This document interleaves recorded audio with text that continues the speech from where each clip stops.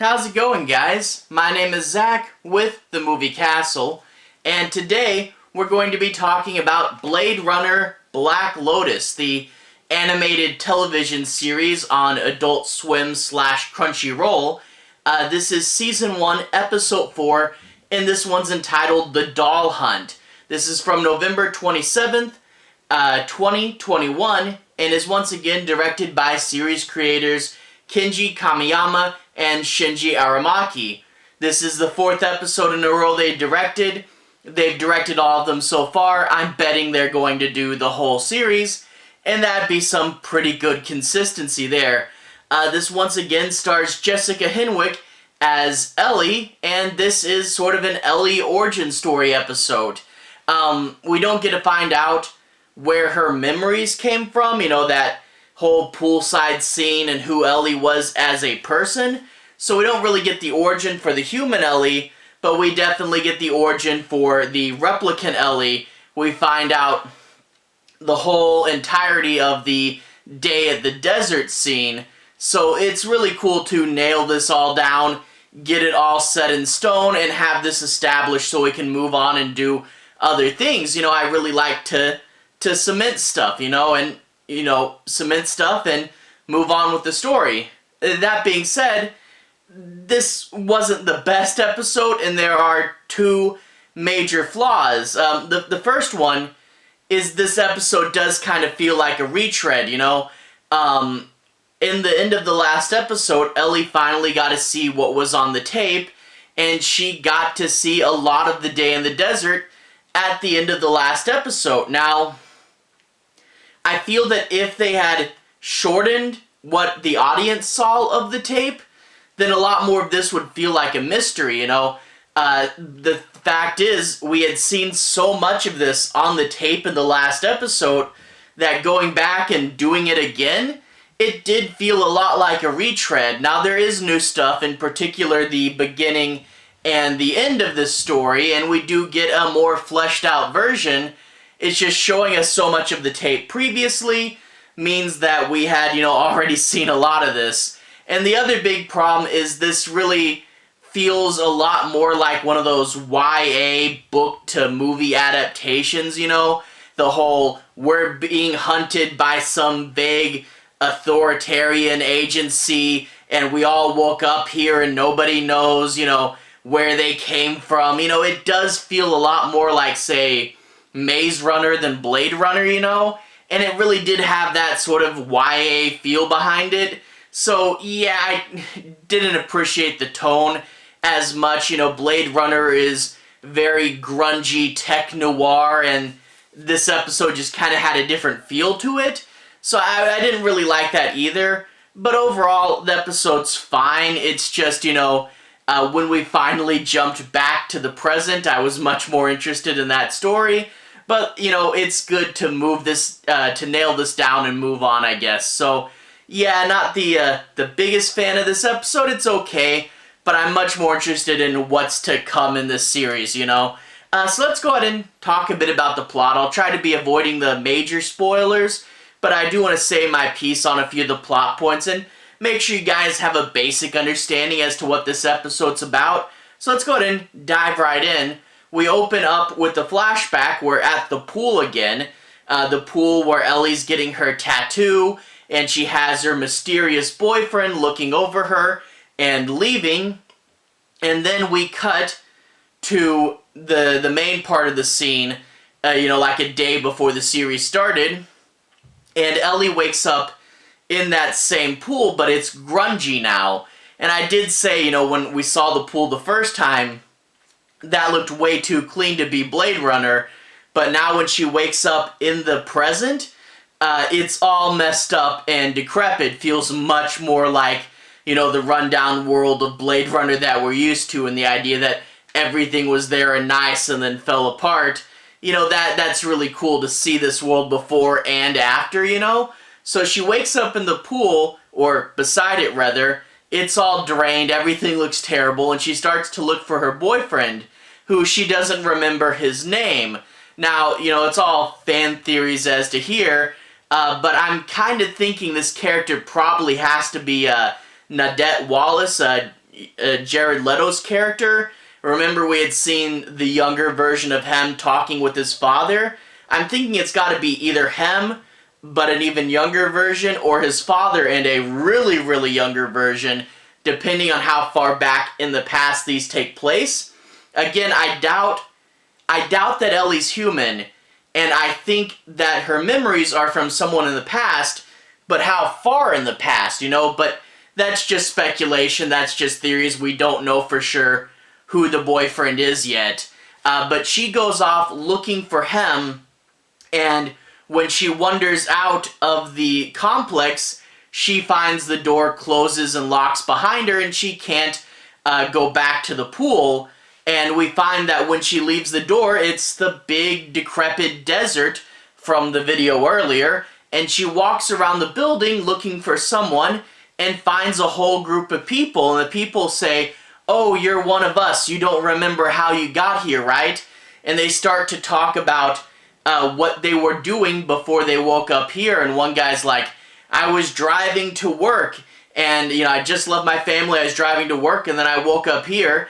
And another person was like, "I was just gonna go and get groceries, and now I'm here," which I'm thinking, you know, both of those involve driving cars, and I'm like, what if these are people that were like, you know, that's their last memory, because what if, just a theory again, what if that's right before they died or something, you know? Like, both of those could have died in car wrecks, so I'm kind of thinking that, you know, they may have retrieved these memories from dead people, and what they were doing was just the last moments of their life.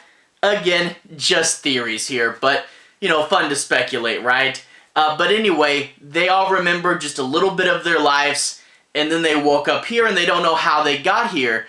And they begin to talk to each other, meet each other, discuss what's going on, when, of course, gunfire opens up and some of them start to die. The group of replicant hunters with their big off-road vehicles have come to pick them off one by one. They're replicant hunting. They're very much like the movie The Most Dangerous Game, you know, hunting these people for sports, but because they're replicants and not real people, they're getting away with it a lot easier, you know. So they are hunting them, and this is the title of the episode, The Doll Hunt. You know, they refer to the replicants as just dolls, you know, and not real people, and Ellie gets called a doll several times in this. So that's sort of what they're thinking and what they're doing, you know, really taking advantage of the replicants, and it's a bad situation. So of course they run. There's not much in the desert, but luckily there is big rocks for them to hide behind. And Ellie meets the blonde girl that she remembers being her friend. This is Miu, M-I-U. And they talk and they say, "Yeah, I remember my name, I remember a little bit about my life, but the rest is fuzzy, and I don't remember anything else." So they're hiding there, and they start to see with some other replicants that the replicants can't fight back, making this even less fair. But, you know, they hand one a knife, or they invite it to try to punch them, and they always freeze midair right before they do any attacking, which really makes me think these are prototypes for Nexus 9 units, because those were supposed to be much more docile and easy to control. So these can't fight back, and we know from the future that Ellie definitely can fight back. She's killed a few people, at least one person that we know of up to this point. So I'm like, okay, Ellie can fight back. None of the other ones have so far. So, you know, you start to wonder, okay, why can future Ellie fight when this whole group can't? And we do get an explanation, a sort of origin story to find out what pushes her to be different than the rest, you know. So I won't spoil that, but we do get an explanation as to why Ellie is non-docile as opposed to the other Nexus 9 units. And maybe I'll talk a bit more about that in upcoming episodes. But for now, I'll leave this in the I'll leave the spoiler free. But anyway, we do eventually jump to the present, and we get to see Officer Davis, and Officer Davis has analyzed the case, and she has determined that Ellie is more than likely a replicant due to her superhuman strength, and she goes and presents that to her boss, and the boss really blows her off, saying, you just wish you could have been a Blade Runner. And that's the thing is, after all the Nexus 6s had died, there aren't even too many 8s left. The fact is, the whole department doesn't have any Blade Runners right now, because there's simply not too many replicants left in the world. So, yeah, aren't really any Blade Runners, and that's because there aren't really any replicants. So you get to see the state of the world between the two movies, the kind of lull in replicant production, you know. So that's where the world is, and that's why the chief is kind of dismissing this. But she has a whole paper, you know, a drawing of that tattoo and all her information. And even though the chief is dismissive, he says, go ahead and leave this on my desk, though. And the early part of the scene, the chief's face is always blocked out. You know, it's out of frame or behind something or in some way obscured. So, you know, I'd said I keep the spoiler free, but I think we can all sense an obvious twist coming, but whatever. Overall, this episode was okay. You know, I did like when we finally jumped to the future. Officer Davis is still a cool character.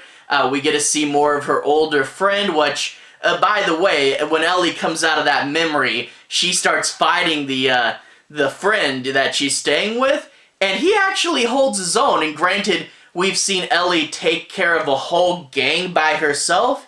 You know, maybe this was more reflexive and she wasn't really trying to fight, but I see this guy take, you know, Ellie and subdue her and be like, okay, calm down, calm down. And I'm like, you know, Ellie just killed a whole gang before. How tough is this guy? Or maybe she was just thrashing and wasn't really trying to fight. I don't know.